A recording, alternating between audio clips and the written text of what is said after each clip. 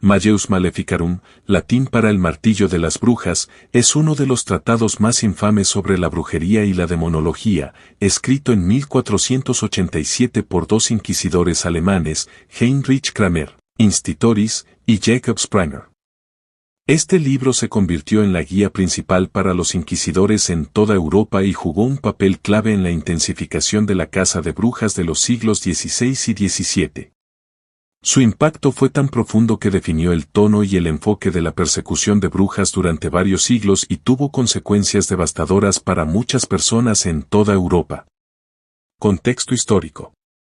A finales del siglo XV, Europa estaba cada vez más preocupada por la brujería y la amenaza que ésta representaba para el cristianismo. Esta ansiedad se veía exacerbada por el complejo clima político y social de la época. Los disturbios públicos, las guerras, las epidemias y otros desastres se veían a menudo como el resultado de conspiraciones diabólicas. Durante este tiempo, la Inquisición ya había establecido procedimientos para combatir la herejía, y la creencia en las brujas y sus conexiones con el diablo se volvió predominante en muchas regiones. La aparición del Malleus Maleficarum no solo solidificó estas creencias, sino que proporcionó un marco sistemático y autorizado para su persecución. Además, en el contexto del Renacimiento, las tensiones religiosas también estaban aumentando. Las reformas dentro de la Iglesia y los conflictos entre católicos y protestantes estaban en pleno apogeo, y la brujería se convirtió en un chivo expiatorio conveniente para muchos de los problemas sociales y religiosos de la época. Malleus Maleficarum ofreció a las autoridades religiosas y civiles una herramienta poderosa para reprimir no solo a las brujas, sino también a cualquier grupo o individuo considerado una amenaza para la estabilidad religiosa y social. Estructura y contenido. El Malleus Maleficarum se divide en tres partes, cada una con un enfoque distinto, pero todas dirigidas a justificar y sistematizar la persecución de las brujas. 1. La primera parte del tratado aborda los aspectos teológicos y filosóficos de la brujería. Los autores discuten la existencia de las brujas y explican por qué deben ser consideradas herejes. Esta parte del libro está destinada a probar que la brujería realmente existe y que las brujas están en alianza con el diablo. Kramer y Sprenger presentan la brujería como un fenómeno inherentemente ligado a la herejía, lo que otorga a la Iglesia el derecho moral y el deber de perseguir a las brujas. La obra se apoya en citas bíblicas y escritos de teólogos medievales, tratando de legitimar su argumento y dotarlo de autoridad teológica. 2. La segunda parte proporciona una descripción más detallada de los diversos tipos de brujería y prácticas mágicas. Se centra en cómo las brujas supuestamente hacen pactos con el diablo, qué rituales mágicos utilizan para dañar a personas y animales, y cómo su brujería afecta al medio ambiente. Esta sección también incluye numerosos ejemplos e historias que enfatizan el peligro de la brujería y la necesidad de erradicarla. Estas historias fueron diseñadas para infundir miedo y servir como advertencias para las comunidades sobre los peligros omnipresentes de la brujería. 3. La tercera parte ofrece consejos prácticos sobre cómo identificar, interrogar y procesar a las brujas. Esta sección contiene instrucciones para llevar a cabo juicios contra las personas acusadas de brujería, así como métodos detallados de interrogatorio, a menudo con tortura. Los autores también proporcionan pautas sobre lo que constituye una prueba aceptable y quienes pueden ser testigos, requiriendo pocas pruebas materiales para una condena. Esta sección tuvo un impacto duradero en los procedimientos judiciales, estableciendo un precedente para la aceptación de pruebas dudosas y el uso de la tortura como una herramienta legítima para obtener confesiones. Ideas clave y tesis. El objetivo principal del libro es convencer a los lectores de la realidad de la brujería y de la necesidad de erradicarla. En el Malleus Maleficarum, Kramer y Sprenger presentan varias tesis importantes que reflejan las actitudes predominantes de la época. 1. La existencia y el peligro de la brujería. Las brujas se presentan como una amenaza real y significativa para el mundo cristiano. Según los autores, estas personas entran en alianzas con el diablo y usan poderes mágicos para causar daño. La idea era que las brujas no solo eran herejes, sino también una amenaza tangible que podría ser utilizada para socavar la fe cristiana. 2. El aspecto de género. Los autores afirman que la mayoría de las brujas son mujeres. Esto se explica por la idea de que las mujeres son supuestamente más débiles de espíritu y más propensas a la superstición y el pecado.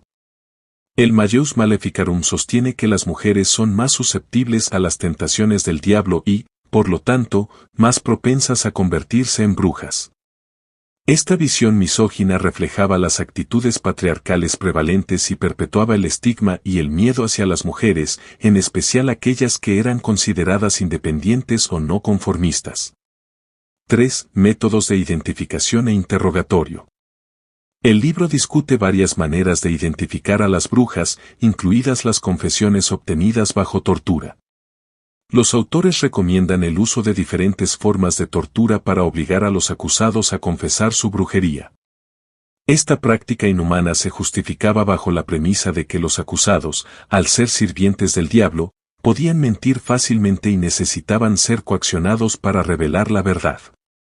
4. Justificación legal para la caza de brujas. El Majus Maleficarum sirvió como una especie de guía legal y teológica para inquisidores y otros cuerpos judiciales, proporcionando una justificación para procesar a las brujas como herejes. Se convirtió en una herramienta clave para la implementación de políticas antibrujería, influenciando a tribunales y jueces durante siglos. Influencia y consecuencias. El Majus Maleficarum tuvo un impacto tremendo en la percepción de la brujería en Europa y contribuyó significativamente a la intensificación de la caza de brujas. Se difundió ampliamente, especialmente en Europa Central, y se convirtió en el manual principal para inquisidores y jueces. El libro fue aprobado por la Iglesia y se utilizó activamente como una guía para combatir la brujería.